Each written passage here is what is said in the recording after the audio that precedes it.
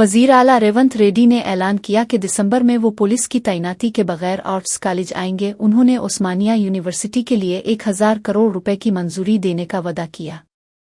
रेड्डी ने कहा कि प्रोफेसर कुंडारम को दोबारा MLC उम्मीदवार के तौर पर भेजेंगे। उन्होंने खबरदार किया कि अगर BRS दोबारा इक़्तिदार में आई तो उस्मानिया यूनिवर्सिटी की हिफाजत नहीं करेगी। BRS यूनिवर्सिटी की ज़मीनें लेकर प्लॉट्स में तब्दील करके फ़रोख्त करेगी। रेवंत रेड्डी ने तलबा और अवाम से यूनिवर्सिटी के तहफ़्फ़ुज़ का वादा किया। उन्होंने कहा कि सरमाया कारी और तरक्की के मंसूबे जारी रहेंगे। रेड्डी ने यूनिवर्सिटी के बुनियादी ढांचे और होलियत में बेहतरी के अज़्म का इजहार किया। उन्होंने यकीन दहानी कराई कि तालीम को तरजीह दी जाएगी और निजी कारोबार को तरजीह नहीं दी जाएगी। ये ऐलान यूनिवर्सिटी की मुस्तक़बिल की तरक्की और तलबा के मुफादात के लिए अहम कदम करार दिया गया।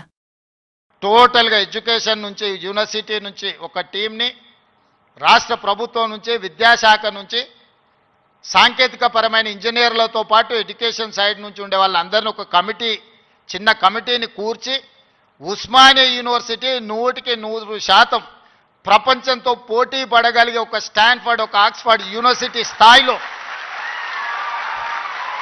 మనకేం తక్కువ 3 లక్షల కోట్ల రూపాయల బడ్జెట్ ఉంది। ఎవడో 1,00,000 కోట్లు కట్టింది కూలింది పోయింది, 1,00,000 కోట్లు గంగలో పోయింది, గోదావరిలో పోయింది।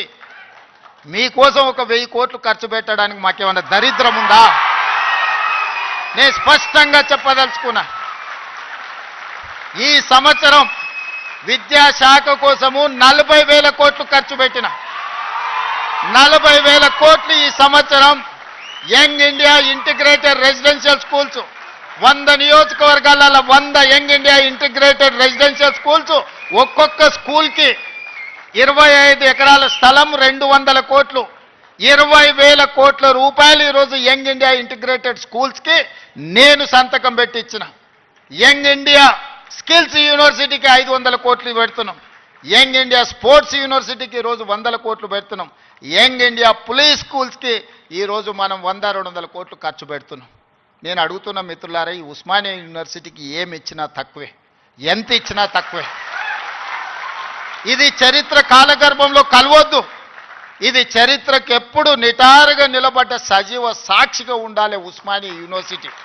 ఏం కావాలనో అడగండి, అడగకపోతే మీ పేదరికమే, అడగకపోతే మీదే పేదరికం। అది నా తప్పు కాదు, అది మీ తప్పు, మీ పేదరికం తప్పు। మీ ఆలోచనల్ని సవరించు। TPCC के सदर महेश कुमार गौड के खिलाफ पार्टी के अपने कारकुनों ने एहतजाज किया। जीवन रेड्डी के हामियों ने कहा कि डॉक्टर संजय को पार्टी में शामिल करके उनके साथ नाइंसाफी की गई। हामियों ने महेश कुमार गौड को बराह रास्त अपने गुस्से और तहफ़्फ़ुज़ात से आगाह किया। उन्होंने इल्ज़ाम लगाया कि गुज़िश्ता 10 साल से पार्टी में एक ही ग्रुप का गलबा रहा है। हामियों का कहना था कि कांग्रेस हुकूमत के इक़्तिदार में आने के बाद भी पार्टी में वही तसल्लुत बरकरार है। पार्टी कारकुनों ने अपनी नाराज़गी का इजहार ज़ोर और शोर से किया। उन्होंने मुतालबा किया कि पार्टी के फैसलों में शफाफियत और इंसाफ को यकीनी बनाया जाए। हामियों ने कहा कि मौजूदा रवैया पार्टी के मकासद के खिलाफ है। ये एहतजाज पार्टी के अंदरूनी तनाज़ात की निशानदेही करता है। कारकुनों ने कहा कि तब्दीली के बगैर पार्टी में इत्तेहाद और मजबूत क़ियादत मुमकिन नहीं।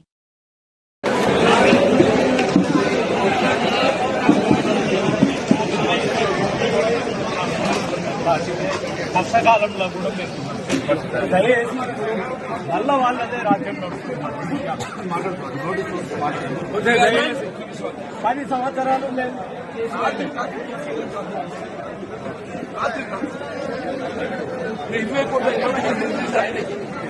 జీరో, మళ్ళీ మేము పోలీస్ స్టేషన్ జీరో ఎంఆర్ ఆఫీసులు కానీ పోలీస్ స్టేషన్లు కానీ మేము చచ్చిపోతుంది। నరకం కనబడుతుంది, నరకం కనబడుతుంది। అర్థం చేసుకుని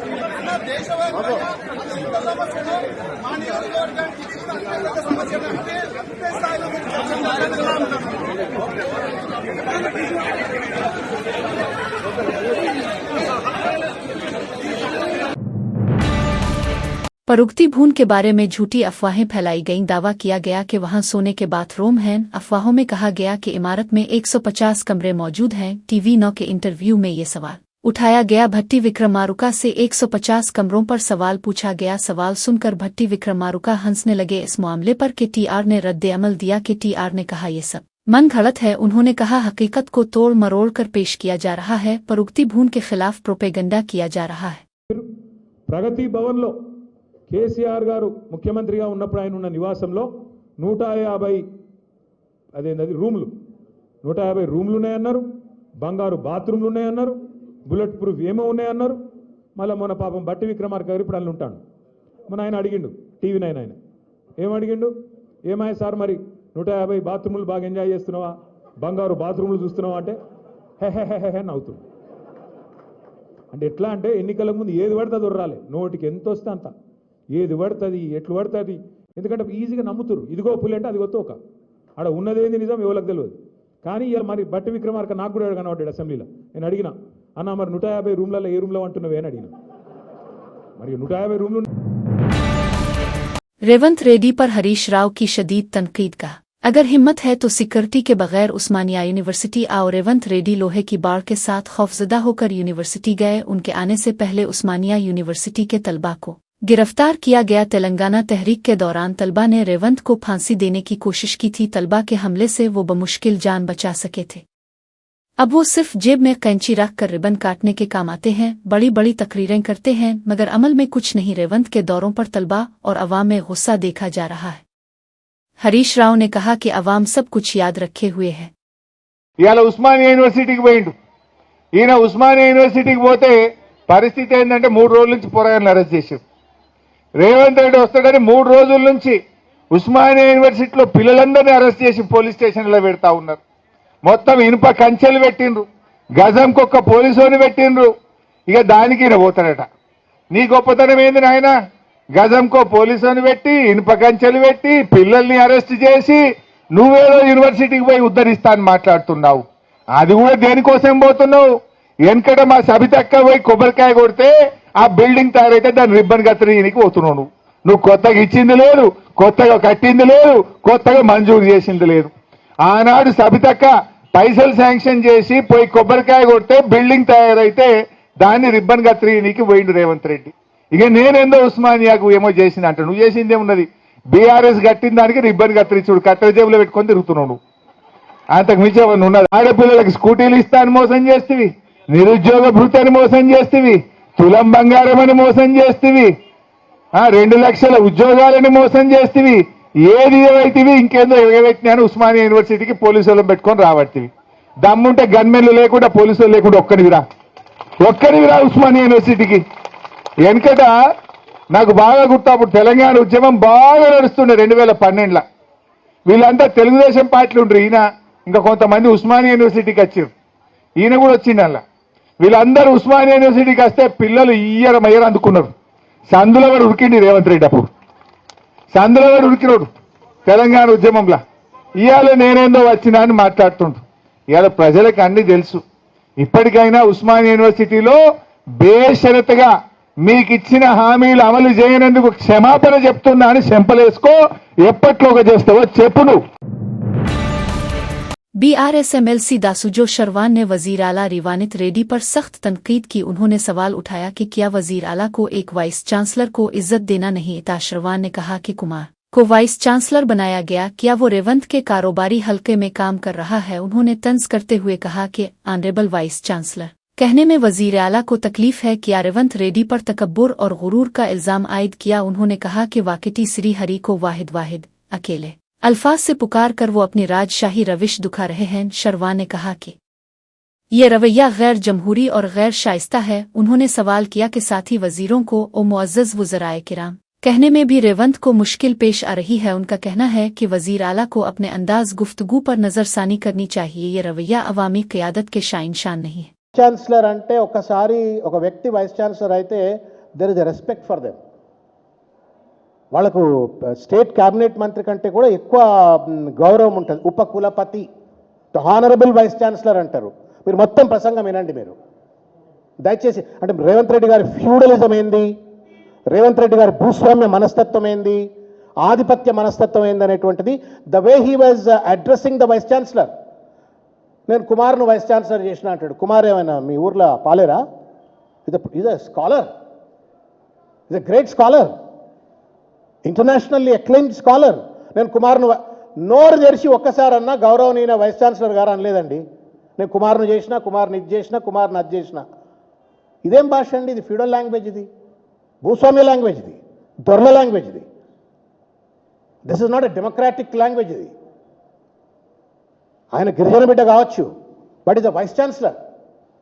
మీ ఊరు పాలేరు కాదు, నీ దగ్గర రైతు కూలి కాదు, నీ కొడంగల్ వ్యాపార క్షేత్రంలో, వ్యవసాయ క్షేత్రంలో ఆయన అట్లాంటివి.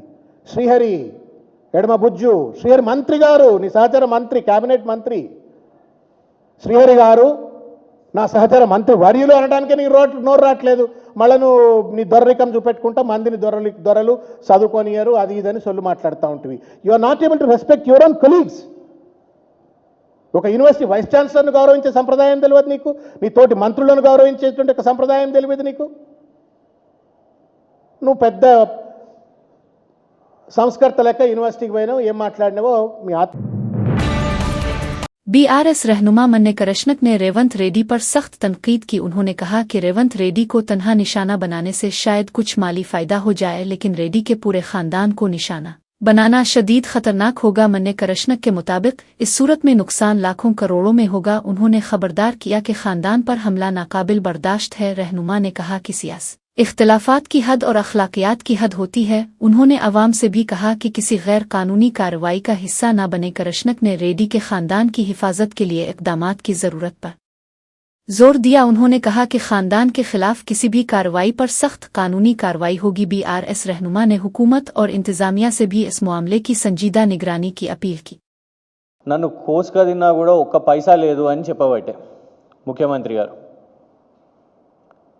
ముఖ్యమంత్రి గారిని కోసుకొని తింటే పైసలు వస్తాయో లేదో తెలియదు, కానీ వీళ్ళందరినీ కోసుకుంటే మాత్రం ఇవాళ కోటాను కోట్లు వస్తాయి.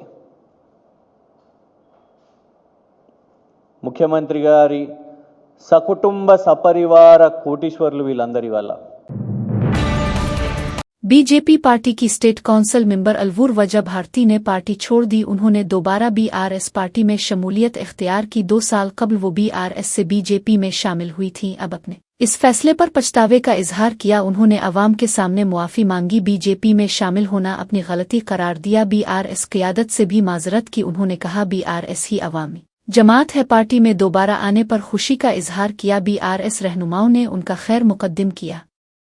ఈ సభాముఖంగా మీ అందరి ముందు Ramanna, I'm very sorry Ramanna, నేను ఒక తప్పుడు డెసిషన్ తీసుకున్నాను. ఒక 2 years బ్యాక్ మీరు ఎప్పుడైతే వెల్కమ్ బ్యాక్ హోమ్ అని మాట అన్నారో, ఎక్కడో పరాయి దేశం నుంచి నా ఇంటికి వస్తే ఎంత సంతోషంగా ఉందో అంత సంతోషంగా ఉంది. ఈ 2 ఏళ్ళు తెలియకుండానే ఒక ఒంటరి దాన్ని అయ్యాను.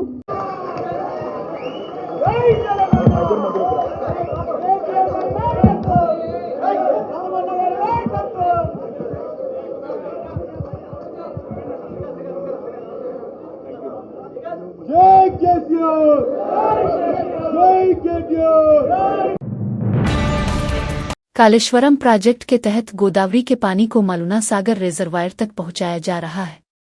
कांग्रेस हुकूमत ने इस मंसूबे को अमली जामा पहनाने के इक़दामात तेज कर दिए हैं.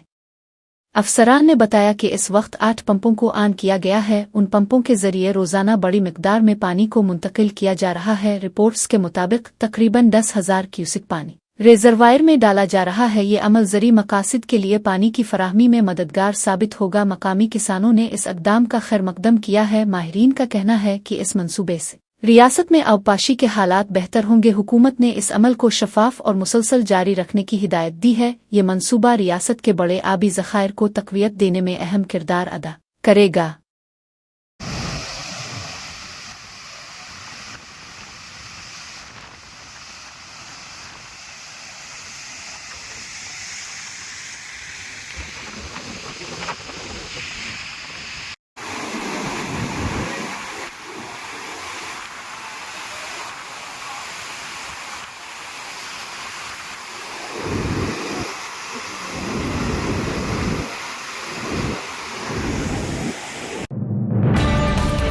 कोडनिगल हल्के के कांग्रेस कारकुन बीआरएस पार्टी में शामिल हो गए. कारकुनों ने पार्टी क़यादत पर एतमाद का इजहार किया. इस मौके पर कोडनिगल के साबिक एमएलए पुट्नम नरेंद्र रेड्डी मौजूद रहे. उन्होंने नए शामिल होने वाले कारकुनों का इस्तकबाल किया। कारकुनों को बीआरएस पार्टी का कीनडवा ओढ़ाकर बाज़ाब्ता शमूलियत कराई गई। पुट्टनम नरेंद्र रेड्डी ने कहा कि बीआरएस अवामी मुफाद में काम कर रही है। उन्होंने दावा किया कि कांग्रेस कारकुन बीआरएस की पॉलिसियों से मुतासिर हो रहे हैं। कारकुनों ने कहा कि वो अवामी खिदमत के लिए बीआरएस प्लेटफॉर्म को बेहतर समझते हैं। बीआरएस क़यादत ने उन्हें मुकम्मल ताउन का यकीन दिलाया। इस शमूलियत से कोडनिगल में बीआरएस की ताकत मजीद बढ़ गई है।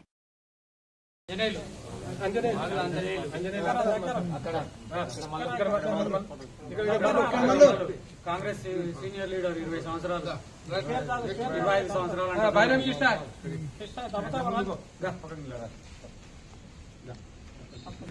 కోట చెన్నెల ఇలా ఉండాలన్న చెన్నెల అక్కడ పెద్దల మొత్తం తర్వాత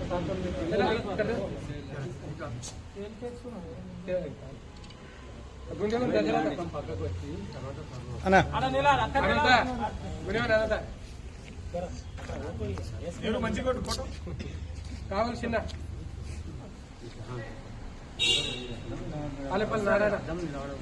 పాలేపల్లి నారాయణ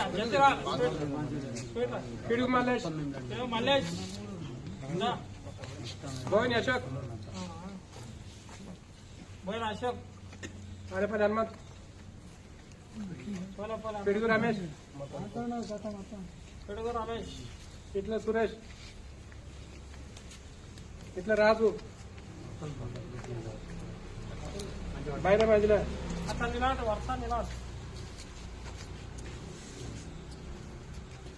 ఆలపల్లి చంద్ర బోయిన వెంకట భువన్ చంద్ర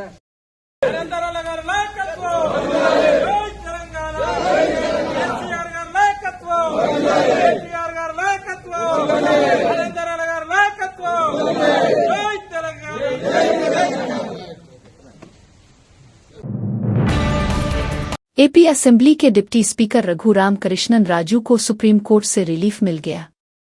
हैदराबाद में उनके खिलाफ दर्ज एफआईआर को सुप्रीम कोर्ट ने खारिज कर दिया। ये एफआईआर एक पुराने मामले से मुताल्लिक थी जिसमें एपी कांस्टेबल पर हमले का इल्जाम था। इस मुकदमे में रघुराम कृष्णन राजू और उनके दफ्तर के अमले को भी नामजद किया गया था। कांस्टेबल ने बाद में हल्फनामा जमा करवाकर कहा कि वो केस को आगे नहीं बढ़ाना चाहते। सुप्रीम कोर्ट ने इस मामले में एफआईआर की कानूनी हैसियत खत्म कर दी। डिप्टी स्पीकर ने इस फैसले पर इत्मीनान का इजहार किया। ये फैसला उनके सियासी करियर के लिए एक बड़ी रिलीफ है। अदालत ने वाज़ेह किया कि किसी भी शख्स को बगैर ठोस बुनियाद के कानूनी कार्रवाई का सामना नहीं करना चाहिए। इस फैसले से रघुराम कृष्णन राजू की साख और अवामी एतमाद में इजाफा हुआ। टीडीपी रुकन असेंबली दिगवबती पर नट आर फैंस का खौफ छा गया। अनंतपुरम कलेक्ट्रेट में डीआरपी के इजलास में फैंस की आमद का खदशा पैदा हुआ। दिगवबती प्रसाद ने इजलास के दौरान खौफ के सबब खास इकदामात किए। इजलास के इनेकाद के मकाम पर सिक्योरिटी सख्त कर दी गई। पुलिस ने कलेक्ट्रेट में फैंस की आमद के इम्कान के पेश नज़र कड़ी तलाशी ली। ये इकदामात फैंस की मुमकिना हुजूम से निमटने के लिए थे। रुकन असेंबली ने इजलास के दौरान तहफ़्फ़ुज़ के लिए इंतजामात को यकीनी बनाया। मकामी पुलिस ने अवामी नज़्म और नसक बरकरार रखने के लिए इकदामात किए। ये सूरत हाल रुकन असेंबली और फैंस के दरमियान तनाव को जाहिर करती है। पुलिस ने कहा कि आइंदा भी ऐसी सूरत हाल में सख्ती से कार्रवाई की जाएगी।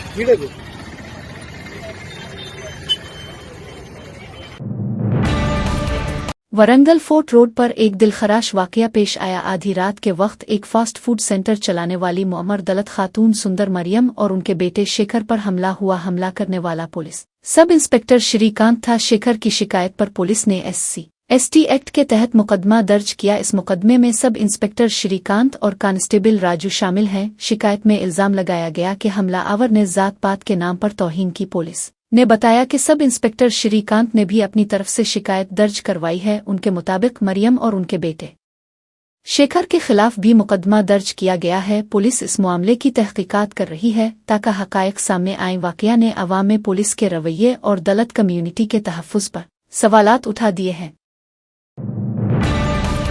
मणिकुंडा RTA ऑफिस में अचानक तमाम खिदमात मुतासिर हो गईं। बिजली के खंभों पर लगी केबल वायर्स को सरकारी अहकामात के तहत काट दिया गया। इस कार्रवाई के बाद इंटरनेट कनेक्शन मुनक़ते हो गया। इंटरनेट बंद होने से RTA दफ्तर में तमाम खिदमात ठप हो गईं। गाड़ियों की रजिस्ट्रेशन और लाइसेंस से मुताल्लिक काम रुक गए। इस अचानक रुकावट से आवाम को शदीद मुश्किलात का सामना करना पड़ा। सैकड़ों दरखास्त गुजार दफ्तर पहुंचकर परेशान हो गए। घंटों इंतजार के बावजूद उनके काम आगे नहीं बढ़े। आवाम ने हुकूमत की बेमनसूबा बंदी पर नाराजगी जाहिर की। इंतजामिया ने जल्द बहाली की यकीन दहानी करवाई।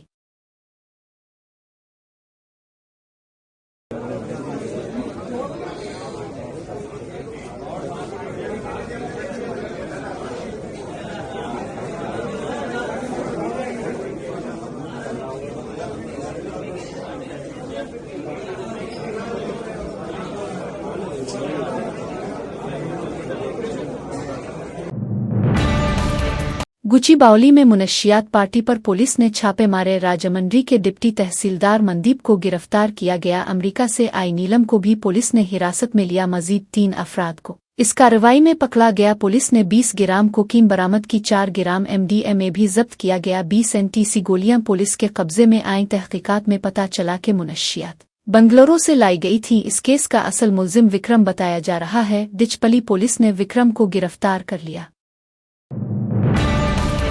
मीरचल के JD मेटल के इलाके शाहपुर नगर में एक खतरनाक हादसा पेश आया। एक प्राइवेट कंपनी की बस ने अचानक बाइक को टक्कर मार दी। बस टक्कर के बाद कालुरट में जा गिरी। बस ड्राइवर की नींद की कमी के बाइस गाड़ी पर कंट्रोल खत्म हो गया। हादसे के दौरान एक बाइक सवार जख्मी हो गया। बस ड्राइवर भी इस हादसे में जख्मी हुआ। मकामी लोगों ने फौरी तौर पर मदद के लिए पुलिस और एम्बुलेंस को इत्तला दी। जख्मी अफराद को करीबी अस्पताल मुंतकिल किया गया। पुलिस ने हादसे की तहकीकात शुरू कर दी हैं। इलाके के रिहायशियों ने सड़क पर हिफाजत के इंतजामात मजबूत करने का मुतालबा किया है।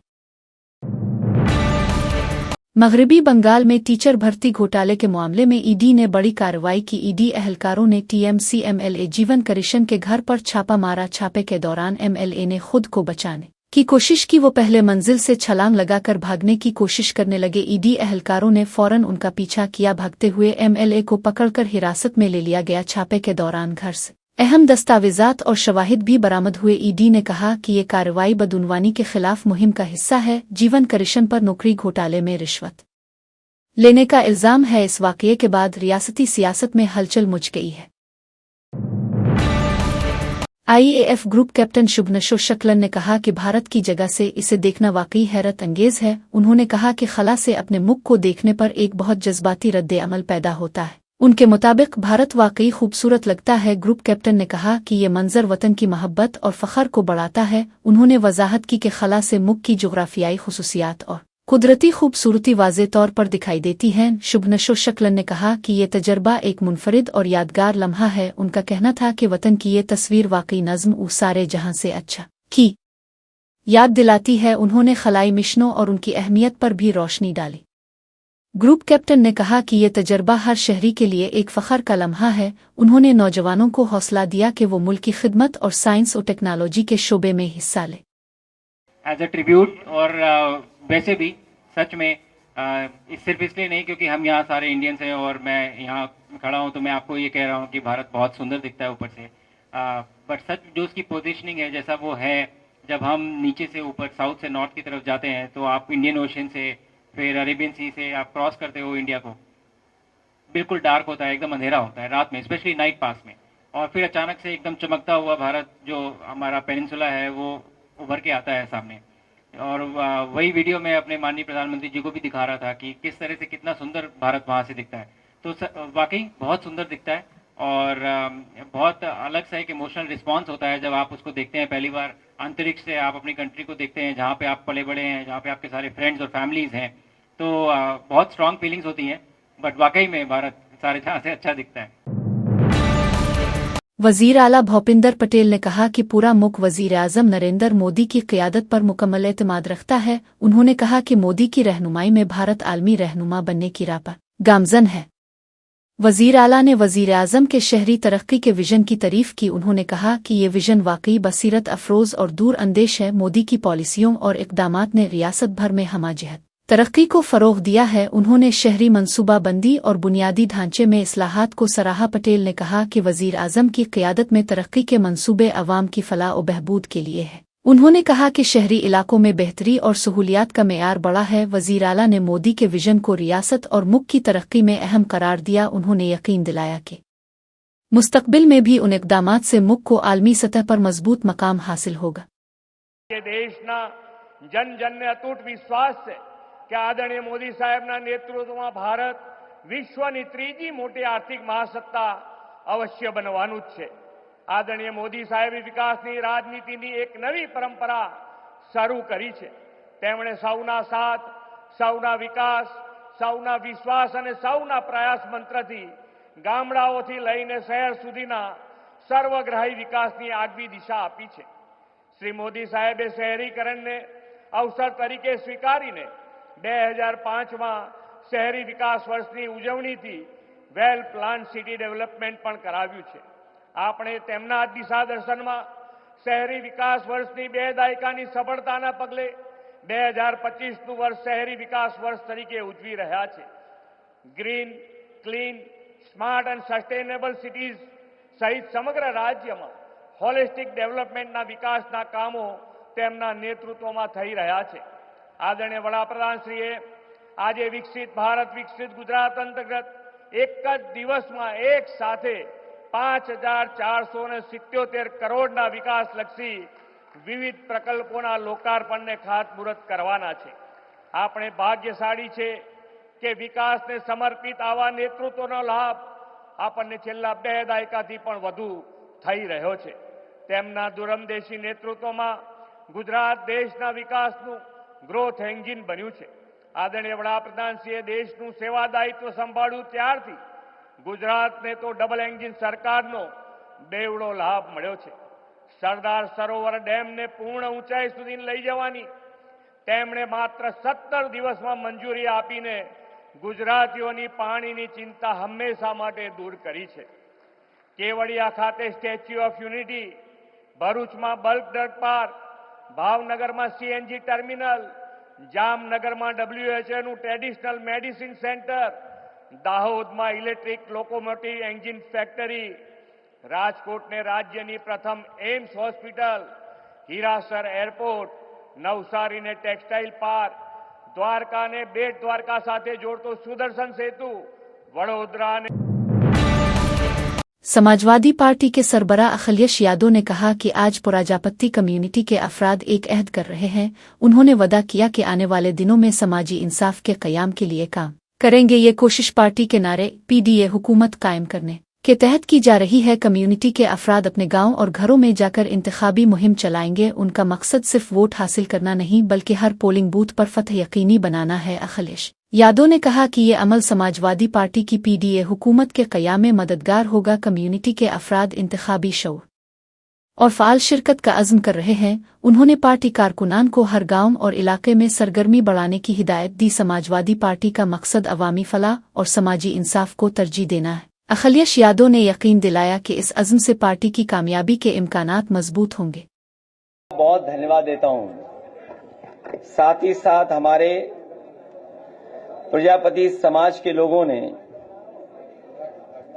इस कार्यक्रम का आयोजन किया, उसके लिए मैं बहुत बधाई देता हूं उन लोगों को, जिसमें रमेश प्रजापति जी, दयाराम प्रजापति जी, राम प्रकाश प्रजापति जी, अतुल प्रजापति जी, राकेश, नरेंद्र, श्रीमती कुसुम, राम प्रजापति, कालीचरण जी, अमित प्रजापति, नीटू प्रजापति, अनिल प्रजापति, मेवालाल जी, नवनीत, कृपा रानी जी, श्रीमती रीता प्रजापति, श्रीमती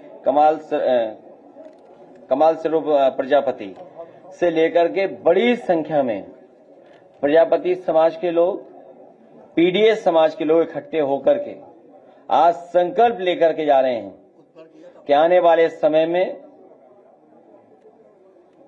समाजवादी पार्टी का जो नारा रहा पीडीए की सरकार बनाने के लिए, सामाजिक न्याय के राज की स्थापना के लिए अपने गांव में जाकर के अपने घर के आसपास न केवल वोट बंधवाएंगे बल्कि अपना बूथ जिता करके समाजवादी पार्टी की पीडीएस सरकार बनवाने का काम करेंगे।